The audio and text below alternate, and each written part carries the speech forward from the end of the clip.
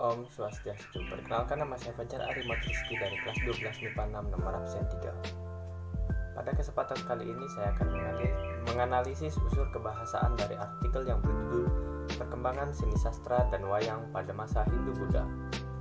Sebelum itu mari kita mengenal apa itu menganalisis unsur kebahasaan. Menganalisis unsur kebahasaan adalah suatu analisa di mana kita dapat mengetahui termasuk jenis apakah bahasa yang digunakan dalam teks tersebut. Adapun unsur kebahasaan yaitu adverbia, konjungsi, dan kosakata. Yang pertama ada adverbia. Adverbia adalah bahasa yang dapat mengekspresikan sikap eksposisi. Contohnya selalu, biasanya, sebagian besar, sering, dan jarang. Yang kedua ada konjungsi. Konjungsi adalah kata atau ungkapan yang menghubungkan dua satuan bahasa yang sederajat. Misalnya kata dengan kata, frasa dengan frasa, klausa dengan klausa, dan kalimat dengan kalimat. Konjungsi yang paling banyak ditemui biasanya adalah konjungsi yang digunakan untuk menata sebuah argumentasi. Contohnya pertama, kedua, dan berikutnya.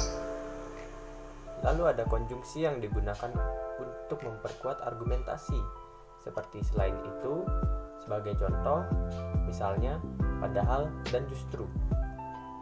Lalu ada konjungsi yang menyatakan sebab akibat. Contohnya, sejak, sebelumnya, dan sebagainya. Dan yang terakhir ada konjungsi yang menyatakan harapan. Contohnya supaya, dan sebagainya. Yang ketiga ada kosakata. Kosakata adalah himpunan kata yang dimiliki oleh seseorang atau entitas lain atau merupakan suatu bahasa tertentu supaya teks tersebut mampu meyakinkan pembaca. Diperlukan kosakata yang luas dan menarik. Sekarang saya akan menganalisis artikel berjudul Perkembangan Seni Sastra dan Wayang pada Masa Hindu-Buddha. Yang pertama, unsur adverbia yang saya temukan yaitu kata mungkin terdapat pada kalimat karya sastra zaman itu lebih banyak daripada yang kita ketahui, terdapat pada paragraf pertama. Yang kedua yaitu kata hanya terdapat pada kalimat di Bali seni sastra zaman Madya hanya sedikit saja yang masih dijumpai, terdapat pada paragraf pertama juga.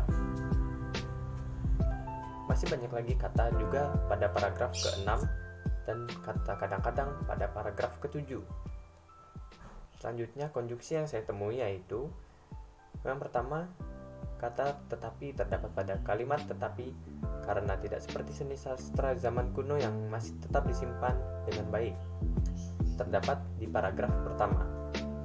Yang kedua ada kata selain, terdapat pada kalimat selain cerita asli Indonesia sendiri, yang terdapat pada paragraf ketiga. Dan yang terakhir kosakata yang saya temukan yaitu madya, hikayat, tasawuf, babat, dan tembang.